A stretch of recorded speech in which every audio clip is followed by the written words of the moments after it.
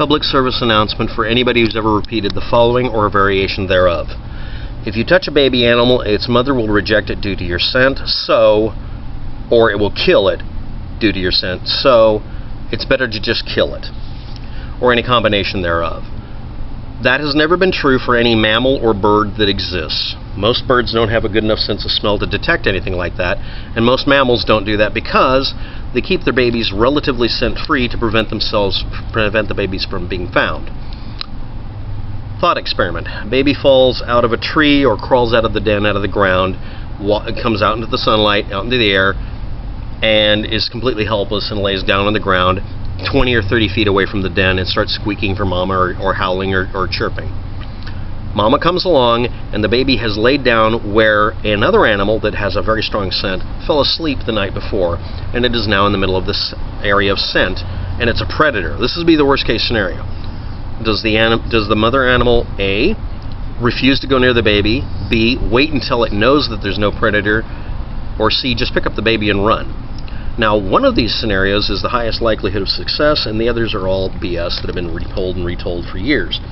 People repeat these things to keep human beings, children's, and neighbors from picking up wild animals because they can carry disease, and also because if you don't get away from the baby animal, mama won't go near it because you're a predator. Challenge. All of you out there that are now scoffing at how stupid I am. Positive proof requirement. Post a link that proves your point about any species of creature that rejects the baby if the scent of a human being has gotten onto it.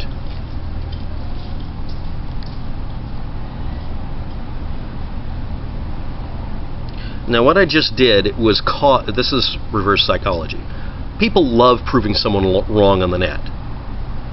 And if I offer a way to do it by giving me one example, they might find the one or two creatures on the planet that actually do this. The majority of animals on this planet don't reject the baby due to scent. They can't. What will cause a mother mammal to reject its baby? The following. It's cold. It's not moving. It's acting like it's sick, or it smells like it has a disease or is dying. Or it's non-viable or not thriving. Many mother animals will just reject the baby at that point, or abandon it, or ignore it, or neglect it, because it's not worth putting the energy into. That's cold and hard and terrible, and you can still salvage a baby like that. Every farmer on the planet has found out that this has never been a true statement, and wild animals are not actually any different. Now, if you want to prove me wrong, you have to find a source on the net that confirms your statement. You have to state what the species of animal is, and all I'm going to do is look up whether or not that animal really does reject its baby if it's touched by a human. What if the animal's baby was picked up by a predator and the predator dropped it because mother animal defends her baby and knocks it loose?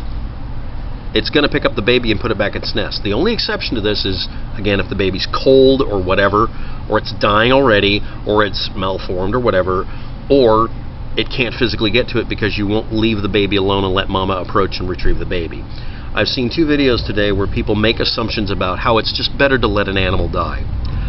That's the kind of thing that makes me literally want to have people imprisoned and tortured for decades for being obnoxiously, overtly stupid. This is something easily looked up. There's no reason to make these decisions for other creatures, and it's completely bombastically wrong. Thank you for watching. Have a good day. Good luck with that.